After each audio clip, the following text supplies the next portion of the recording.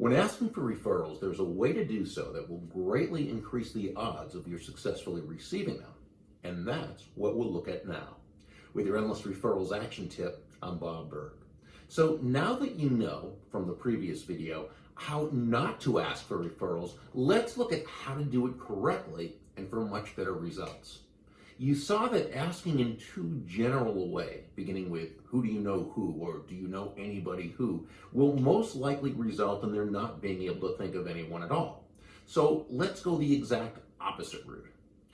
I want to give credit where it's due, so please know that I learned this nearly 40 years ago from Tom Hopkins in his sales classic, How to Master the Art of Selling. And just like Mr. Hopkins, it's brilliant. What you want to do is to gently funnel down your referral sources world into small groups of people they can easily picture in their mind's eye.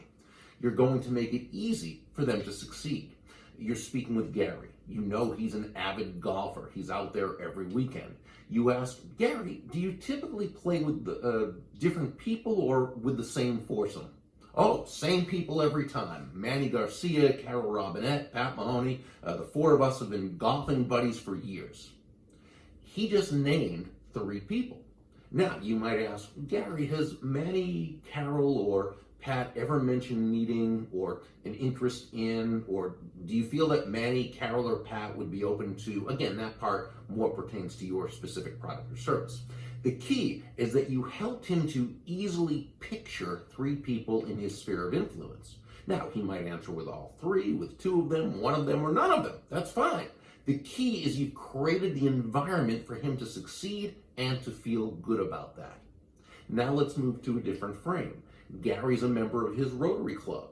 You're not going to ask, do you know anyone, or is there anyone in your Rotary Club who, because again, it could be too big a club. Instead, you might ask, is there anyone within your club who you're particularly close friends with, or you sit next to every week, or you serve on a committee with? Perhaps he comes up with another 2 names, one of whom he believes would be absolutely interested. Now move on to another frame and do the same thing. Know which frames you're going to ask about before you begin. It's not something you should need to be thinking about while you're doing it. Prepare beforehand, which is one thing that truly separates the pros from the amateurs. The key is that because you've, again, created the environment for him to succeed, it's going to be easier for him to come up with great names.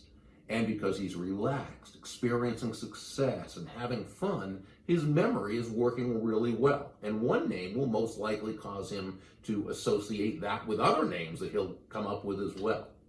Awesome. But we're not through yet. It gets even better. Let's continue this in the next video. Today's action tip. You know I'm going to suggest practicing this, and it's probably the easiest of the 3 parts of the referral asking process to get down. Very important is to remember to know the basic funnel frames you're going to utilize before you begin that part of the conversation. As a way of getting familiar with doing this, think of some of your current or past clients and determine what you would ask them if you had the opportunity to do it over again.